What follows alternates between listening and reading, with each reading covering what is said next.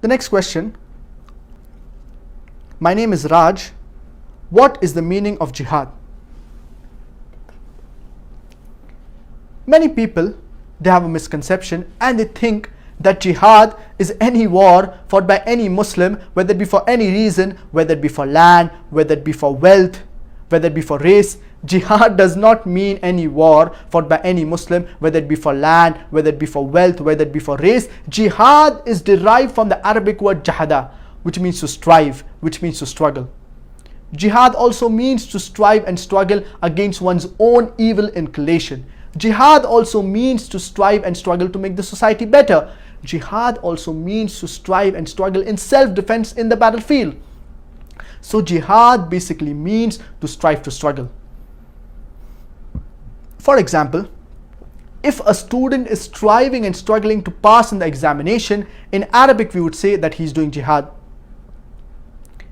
Many people have a misconception that jihad can only be done by Muslims. This misconception can easily be removed just by quoting two verses of the glorious Quran. Allah subhanahu wa ta'ala says in Surah Luqman, chapter number 31, verse number 14, وَوَصَّيْنَا الْإِنسَانَ بِوَالِدَيْهِ, and we have enjoined upon man kindness to his parents. And if the parents, they do jihad, strive and struggle to make you worship others besides Allah subhanahu wa ta'ala, then do not obey them, but yet live with them with love and compassion.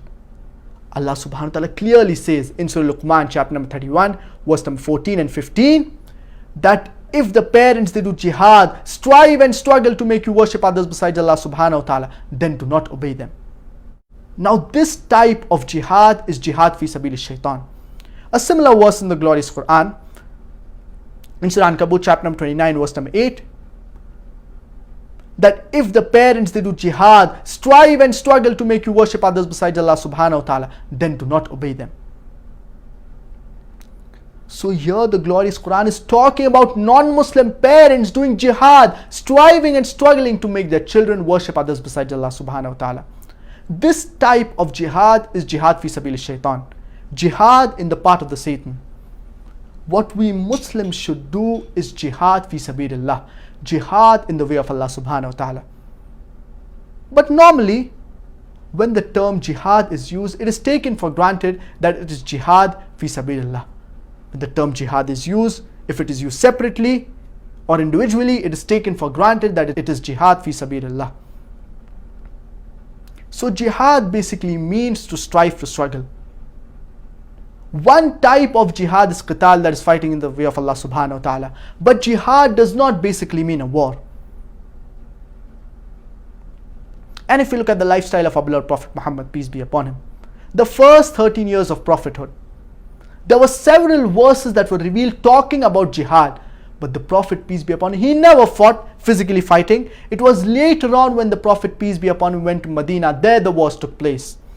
And Allah subhanahu wa ta'ala says in the glorious Quran, in Surah Ankabut chapter number 29 verse number 69, وَالَّذِينَ جَاهَدُوا فِينَا لَنَهْدِيَنَّهُمْ سُبُلَنَا, and those who strive in our way, we shall surely open up their pathways. When this verse was revealed, there was no war, physical war that took place. And one verse of the glorious Quran is sufficient to prove that killing any innocent human being is as if you have killed the whole of humanity.